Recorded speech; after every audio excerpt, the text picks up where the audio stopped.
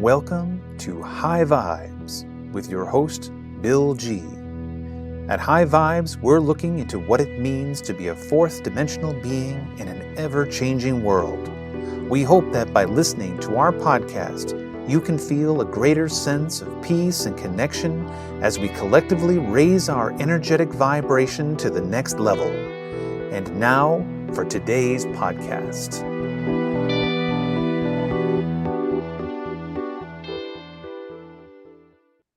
Hello and welcome to High Vibes. I'm your host, Bill G, and today's special guest is Lois Hermann. Lois is a seasoned metaphysical energy expert, board-certified hypnotist, and success coach. She's passionate about helping people clear their energy to achieve their goals.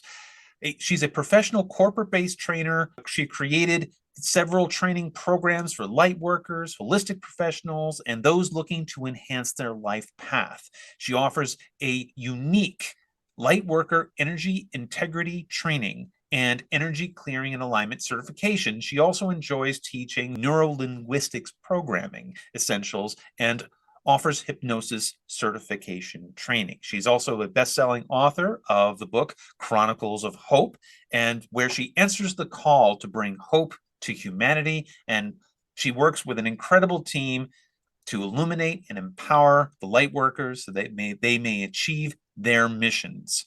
Sharing from the heart, she offers public speaking skills and presentations, and she's also the host of the Inspiring Hope radio show, Shining the Light on Others.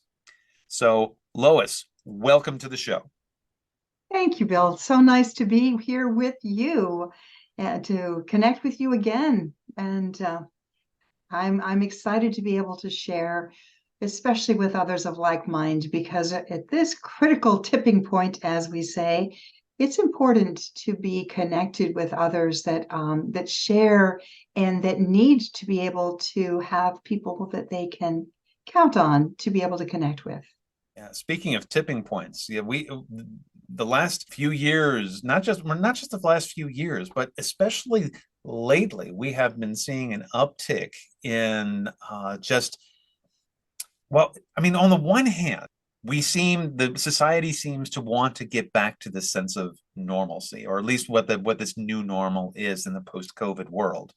Right. But on the other hand, there's still this lingering fear, this lingering doubt or lack of trust, or just the fear is just like palpable. And I wanted to really talk to you about this today because this is just something as light workers we need to be very aware of, especially in our own field, because it is so easy for us to get caught up in the negative messaging, or what is commonly referred to as high frequency negative entities, which draw us into this fear programming that creates this paradigm of helplessness and hopelessness, which then translates into the choices that we make and our overall body health and mental health.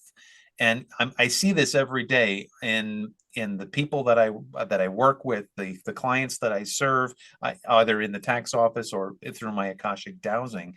And I'm sure that you've been seeing this too. So for the benefit of the audience here, to just put this into context, what do you refer to when it comes to a high frequency negative being? Or that's how I frame it, but how do you frame it?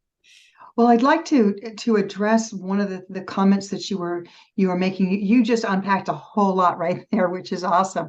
I turned off the television several years ago because I did not want to be involved in the fear porn. I just did not want to buy into all of the negativity that was being spewed out there, that we were being programmed by. So I turned that off. But what I did is I switched over to my alternative news, shall we say, via Telegram. So I have 2 Telegram channels, and then I subscribe to quite a few, and I get my news there. even there, though, there's a lot of negativity. And those of us who are empathic and sensitive, if we hear all this negative stuff, it's like we have to take it in doses. We have to maybe skim the headlines and then go outside and ground and connect with Mother Gaia and just slough it off. And then find also balance it with finding something positive, because we're no good if we drown. It's the whole analogy. If somebody is drowning, you don't jump in with them. You stay on solid ground and you throw them a lifeline. I feel like us light workers are the lifeline for the future. As other people are starting to wake up and become more aware of what is going on in our crazy world, there needs to be a certain number of people who understand what's going on and have been able to stay afloat, to be like the cork on the waves, just to stay and be aware, without letting it affect us or bring us down. That is key. And that's what I was, when you were talking about the concern about all the fear that is still out there, they're still trying to promote fear among everybody. And the light workers are the sensitive souls that have a sense of something's not right and are exploring different avenues. But even in that exploration, once we find out what's really going on, it can rip your heart out. And so what we have to do is be aware and temper that with knowing that what's going on. It's almost as if we're in the Wizard of Oz movie and the curtain is being pulled back. This stuff that we're experiencing has been going on for many, many, many years, decades, centuries, if not millennium.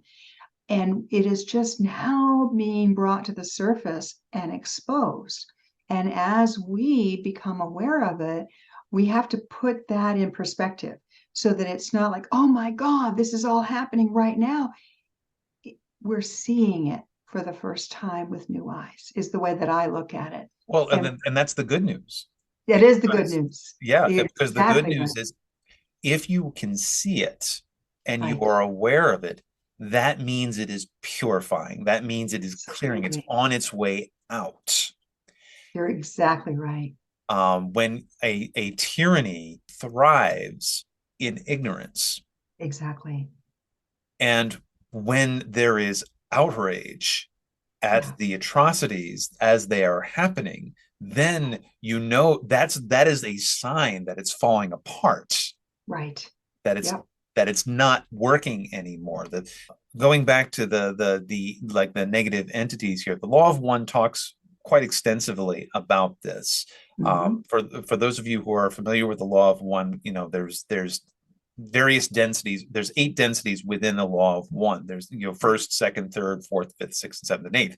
And the first 3 are your basic densities, with third density being self-awareness. And so a lot of people say that we are third density beings learning how to become fourth density beings. In fact, that's the whole theme of this show, is learning how to be a fourth density being in an ever-changing world.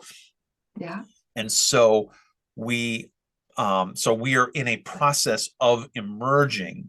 When we reach that, according to the law of one, when we reach that fourth density, then we have more command of our bodies. We have more command of our consciousness. We can choose to drop the body if we wish, or we can choose to keep the body if we wish. We have we're activating all those innate superpowers within us. And in fifth density, you're actually completely shed the body. You are now a being of energy. But Right. the caveat within the law of one in those fourth and fifth densities is there is still choice. There you can polarize negative or you can polarize positive and be a high vibrational being. Now, the high vibrational positive beings, we know those in history. Those are people like Jesus. Those are people like Babaji and Yogananda, and so these are high density positive beings who were able to perform miracles and whatever because they had their superpowers and they were very, very positive beings. In folklore, we also have our fourth density negative beings. These are like your vampires. These are your people who take energy from other people. And in the non-physical realm, we have the battle between the angels and the demons, and and so these things have a place within that, not only in folklore but also within reality, and it all as third density beings learning how to be a fourth density being, we have a tendency to want to listen to anything that claims to be more powerful than ourselves. I see this in people who call themselves light workers too, that they are listening to whom they entities whom they assume are high density angelic beings. They know how to do the love, and they speak the language like, oh, love, light, whatever, blah blah blah. But the message is frightening. The Yes. message is negative, and you can see it physically affecting people. Absolutely. There are imposters in many, many realms. It's funny that we're having this conversation. I just finished writing my blog that it will be posted out tomorrow, and it's on vibration, connection, and discernment, because we are vibrational beings, and we have been trained to fit in and to follow the norm. And when we question, then we are thought of as being, oh well, there's something wrong with us. And yet, as light workers, we must question and pay attention to our own inner knowing, because that inner knowing, that is our barometer that guides us, that inner knowing that is connected to the divine light. So many people, in my experience as a spiritual based hypnotist, the people will say, oh yes, my grandmother is my guardian angel. Well, grandmother is she was a sweet person, but she had a lot of personal biases. And when you connect with her and talk to her, she's still angry and she still has this. Well, that is not a high density, a high vibrational density being in the unseen world. So you have to be more discerning who you call when you're calling on someone to assist you in that unseen world. It needs to be, I call it, of the light. Because if you just say, someone help me, there will be any number of beings that will help you. And then you can kind of get into contracts unwittingly with these vibrational beings in the unseen world that are low density or lower vibrational. And they're very real. These low vibrational beings are they have been around, and they're very real. What we're finding now, having done a lot of work for years with helping, I shall say, assist lost souls and of different dimensions into a place of healing or atonement. Some of these some of these beings are not sent to a place of healing. They're sent for atonement for their crimes against humanity. What we're finding now, there's a lot of sorcery going on, a lot of spell casting, a lot of energy sending. It's very real. As those people who know about this unseen world, you can't say, well, I don't see electricity, so it can't be there, but I'm not going to stick a fork in that socket. So these energy beings are very, very real. And what we're finding is a lot more lost souls than ever, because people have, I hate to use the phrase, throw the baby out with the bathwater, but people have gotten away from traditional belief systems. They've stopped praying. They've stopped celebrating life. They've stopped connecting with nature. And in that process of connecting with all that is, whatever your belief system is, if it is of the light and of positive energy, then you will be connected and guided. Now you can connect with Jesus in the unseen. He works with me daily.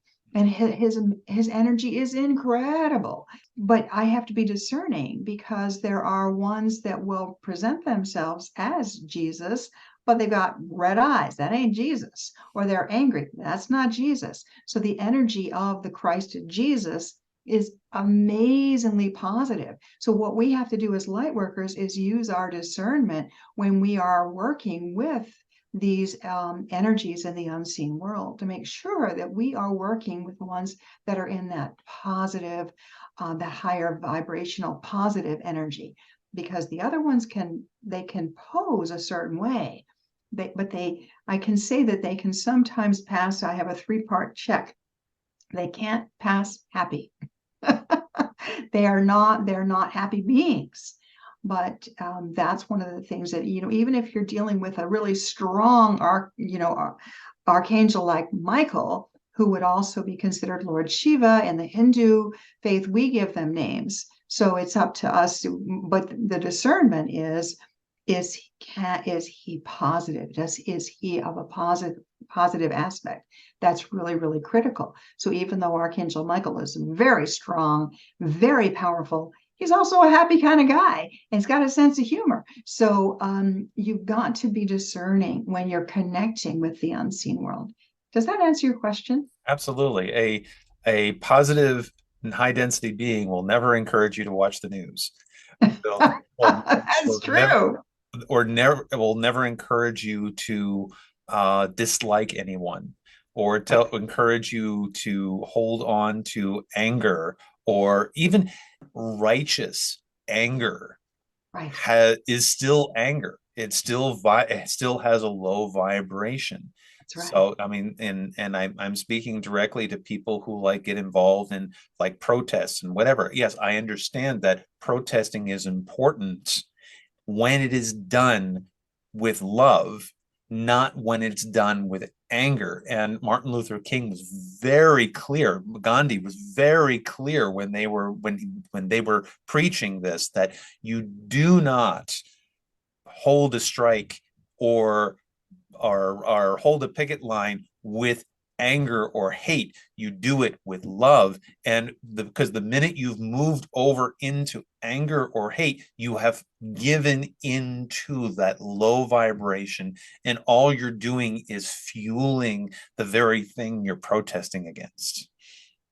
That's absolutely correct. In the series of books that I was asked to write, the Chronicles of Hope series, it's a trilogy. And in one of those series, the universal energy came through. It's a very interesting situation. I was doing hypnosis session work with this gentleman who was having difficulty sleeping. And if, Bill, if you were to go into trance and wanted to connect with your guides or a grandfather or someone, you go there. I'm the logician. I am the guide, the scribe, and the protector on your journey. That's normal. He goes into trance, opens his eyes, looks me square in the face, and says, "We need your help to save humanity. Humanity is facing the next great apocalypse. If they do not change their ways, there may not be much time left." 6 pages of notes later, he comes out of trance, and I said, "What did you think of that?" And he said, "It was very relaxing." I'm like, what? He did not remember he was a pure channel. They came straight through him, speaking to me, imploring me to get this message out there. And this was 6 years ago, before all of the COVID crazies. At the time, I'm thinking, this is maybe we've got, 50, 100 years left. But no, as COVID ensued, and as we ended up doing 20 something sessions that turned into this series of books. And as we continued on and things started happening, I started realizing, oh my goodness, this is happening right now. I need to pay closer attention. And so we were meeting on this one day when the Tibetan monks had started a universal prayer for peace, and it was to traverse the world. And it was supposed to be here in Nashua at 5 o'clock. So we were meeting at 5 o'clock. So we hurried up, we got into trance and wanted to participate just into this with this prayer. Spontaneously, universal energy comes through because I'm saying we're calling on the universal energy of peace. And Gary, is this gentleman's name, opens his eyes and says, I am the spirit of the universe. Did you call me? And I'm like, holy cow. Who, me? Now, I want you to be aware that I have a spotter with me, because you can, when people channel, you can also channel nefarious energy. You've got to be very, very careful.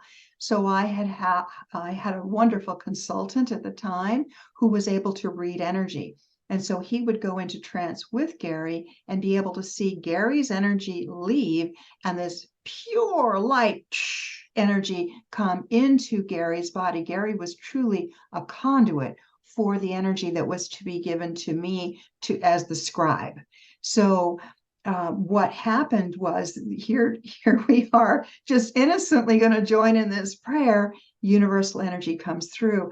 And Bill, the reason I'm telling this backstory is that was the biggest message that she, universal spirit, said, you must get rid of hate, because that is what's keeping humanity stuck. You are all one. If you will just look at yourselves as all one being, you are not different. You must find ways to dissolve and dissipate hatred and come together as one being, one energy. So exactly what you said is what universal energy came through and implored us to recognize that when you are well matched and trust one another, you can really shift the energy of the collective. As you find the light workers and help them to shift their energy, I believe, I truly believe, based on all the messages that I got from them, and then also over the past couple of years, the type of work that we're doing, I believe it's the light workers who have the ability to shift the vibrational energy of this planet. The everyday people are clueless. They don't understand energy, and it's not their fault. They're probably young souls, and they're like, think about them as kindergarten souls. They don't get it. But those of us that are light workers, I would consider we're old souls. We've been here many times, and we've either signed up or been conscripted. I'm not sure which, to be here now at this critical tipping point. And that's what the guides say. Humanity is at a critical tipping point. And if we can get enough of the people that are vibrating at a high level together, we have the ability to save this planet. It's as simple as that and as complex as that. Absolutely. And actually, Ra refers to that in the law of one as the choice point.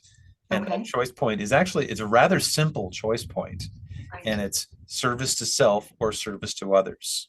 And so it's not about choosing light over dark or whatever. It's, are you service, are you mostly service to yourself, or are you service to mostly service to others? And the other part of that, and the nuance of service to others, is it's 51-49%. It's Okay. 51% service to others, 49% service to self, because you're no good to anybody if you are not also exercising self-care. Absolutely. Yes. And they have said that to us as time and again as well. You cannot just deplete yourself to where there's nothing left to give. You must take care of self. But you know what, Bill, what's been very interesting since I've been out in the truth community, the truther community, many people are finding me and they're coming to me because we've been doing a lot of clearing, because these are beautiful light workers who feel blocked or stuck. They're on a mission and they can't break through. So our team, I work as a team now with other amazing gifted psychic mediums, and we work together to clear the blocks for these light workers. And one of the intake questions that I actually have a series of questions for a light worker based questions, but I'll ask, what is the main thing you want to accomplish? And I want to tell you, that is a discerning factor. 99% of the people who come to us say, I need to release whatever's blocking me so that I can help more people. 100% service to others. Absolutely. That is exactly that. And that's the discerning difference between when you're following someone, are they service to self or service to others? There's a lot of people who present themselves as spiritual, but they're really all about how many numbers can I get? How much money can I make? How many, how it's about all about me. So pay attention, really look at what are their real intentions. And that's your big discerning factor. Mhm. And something I do when I'm doing Akashic dowsing is I Yeah. teach people how to pay attention to those things that are blocking you, to Okay. using the pendulum and whatever charts or other means that you have available to you to get inside of your subconscious so that way you can become more aware of the dramas, the stories, the things that you tell yourself that are force.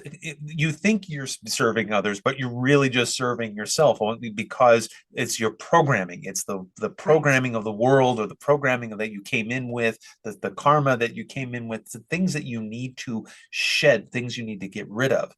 And the beauty of it is that, once we reveal, because the sessions can be extremely jarring and extremely negative, because you're like, oh my God, oh my gosh, I'm a freaking mess. And I said, well, wait a second. Now that you're aware of it, Right. now don't touch it. Just let it go. Right. It's a choice point. You're exactly right. Now once you're aware, you can choose again because every day, every moment is a new choice. And the other beautiful thing about that is as we find our path, because every single light worker has a unique path that they offer, a unique gift that they offer. This is where there should be never any competition. It's collaboration and cooperation because each person has their own unique gifts, skills, and talents. And once you start to find those and you're shedding the pain of your past, guess what? You have a unique opportunity to truly help from the heart those who are drawn to you because they get you and you get them. Mm-hmm. It's not coming from I read it in a book. It's coming from I lived it in my life. So I let me share from my heart. So this gets rid of that whole concept of judging, of judgment and blame and shame. That's all low vibe stuff. We have to, when we heal our old wounds and learn from them and elevate, and there's always challenges. We're Mm-hmm. always learning and growing, that gives us that sense of compassion, empathy, and ability to see the light in a person, to be able to give them the assistance. And many times in the middle of my sessions, things come through my mouth, and I'm like, where did that come from? Because I often will say, speak through me. Sweet Spirit, speak through, give me the words to be able to assist this person. And it is really amazing how so many times the words come out of my mouth and I'm not exactly sure where they came from. I sort of know. Yeah. What I find, I haven't, just something to add on to that, is the desire to be told what to do is the other thing. Is because Yes. often I get people coming to see me, or I'm sure you get to send, and someone's like, I want to serve others, but I don't know what to do. I don't know how to do that. Please provide me with instruction. And that is actually a highway to the low vibration again. Yeah. Serving others does not come with a blueprint, or does not come with an instruction guide. No. It comes from the heart. It comes from a heart that is free. It's does and I know the word freedom and love is tossed around a lot willy-nilly, but it really does come down to that. A heart that is truly free is a heart that is free of the encumbrances of living, the encumbrances of a third density life, or a life that everything that your parents ever taught you about how to be a success in life, you got to throw all that out the window and speak directly from the heart. Something that I discovered, 5 years ago. I left the corporate world because I felt that work was lowering my energy. And I've discovered actually within the last year or so that it wasn't the work per se, it was me in the work and my perception of the work and how I was defining myself within it. And lately, I've kind of embraced my accounting background again from a different perspective, Right. a different desire to serve.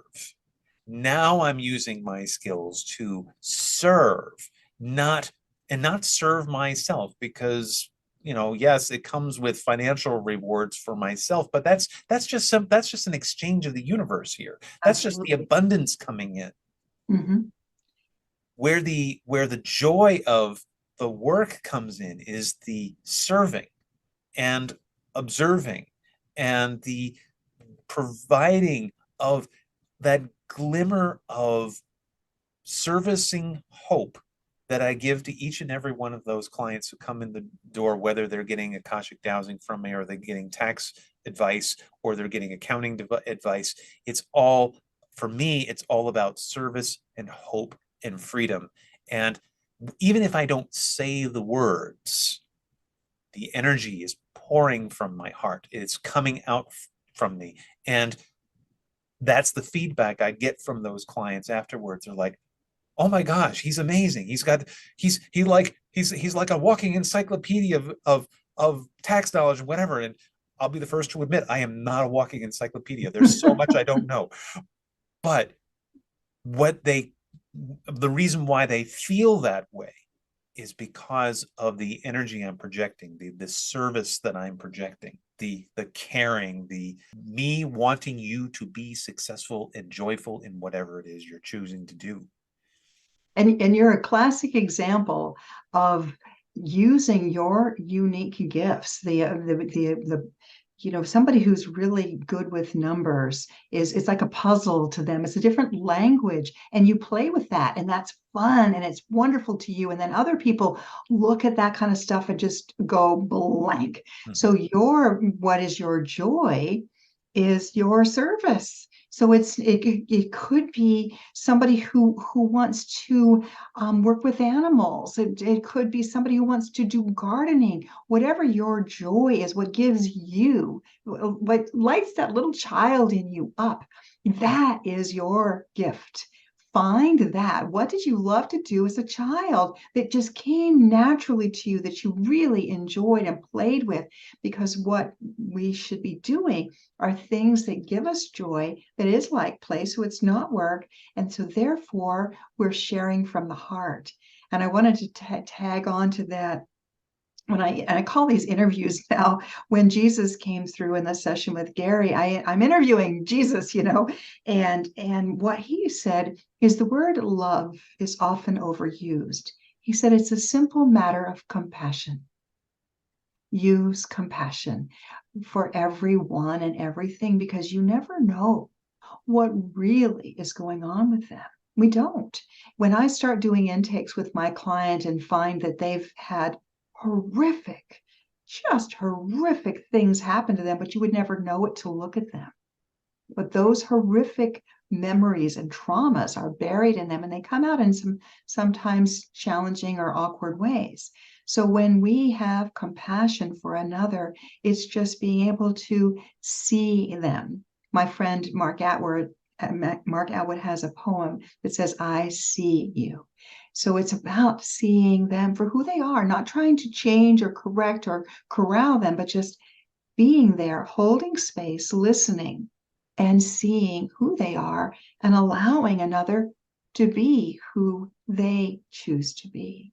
That is the secret, is to really appreciate the uniqueness of each one, because there's no two snowflakes alike, no two flowers alike, no two humans are alike, and vive la difference. We're all unique and different. And what's fun is to be able to look at another individual and celebrate the uniqueness of that person, because then we learn. One of the things that I believe it was Jesus that he said is that by design, they've given information to different people.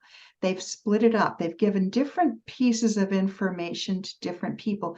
They do not want another Messiah complex. They do not want people to have a guru, because if everybody has their own piece and we all come together and say, let me share with you what I learned. Oh, wow, here's what I learned. So as we share, then we get the epiphany of the complete whole, because we've each, and what they said is if we each follow our own path, there is not, if someone says theirs is the only way, walk away, because we each have to find our own path. And I liken it to, have you ever been to a chili cook-off? And you walk in and there's like 30 different flavors of chili. There's white bean chili, there's chicken chili, there's, spicy chili, but it's all chili. So there are so many different paths to get to empowerment, enlightenment, whatever you want to call it. You have to find what resonates in your spirit, your soul, your background, your path in life. And so you get a little dabble from this person, a little dab of spice from that person. And we learn by sharing with one another. And so each one of us we're responsible for elevating ourselves. And so then that gives us puts us in a position of being able to, let me help you with this next leg of your journey. And then allowing them to be free to explore the next leg of their journey. So it really becomes quite fascinating as we find, one of the things that I'm hearing my guides keep saying, you must teach, you must teach. I'm like, okay, what do I teach? And they're saying, share the stories. Share the stories. I have hundreds, if not thousands, of stories of my clients and what they have gone through. So I'm getting ready to start. Well, I do share stories, but I still must teach others, because it's the stories of what other people have gone through that may trigger an opportunity for someone else to learn something. So Fantastic. So please let everybody know out there where they can find you and connect with you. Sure. So loishermann.com, quite simply, one website, loishermann.com. Go there. Please subscribe to my Rumble channel. I have my Inspiring Hope radio show. Again, it was Jesus 4 years ago. It dawned on me. One of the messages he said is, there are more good people out there than bad, but the voices of the negative are louder and stronger. You must make the voice of the good people heard. So I started a good news radio show. It's called Inspiring Hope. It's on Sunday mornings. And Bill, you're going to have to be on soon. But I chose to do Sunday mornings because a lot of people have given up on organized religion, and I completely understand that. So this is a time where you can, pull up with your coffee and your slippers and start the morning 9 o'clock on Sunday Eastern time, and listen to some fascinating people. I get to meet so many people, and I love to spotlight them and interview them and get them to share their stories so that it inspires other people. So loishermann.com. Hermann has 2 N's, and you can find lots of stuff there. I'm on Telegram. I am on Facebook, but again, I share inspiring things on Facebook. But Telegram is where I really have I share a lot of interesting other information. Excellent. So thank you very, very much for joining us today. And thank you everyone out there for listening, and we will see you next time. Thank you for listening. For more information about Bill and Nina G, please go to www.vitalbioenergetics.com. See you next time.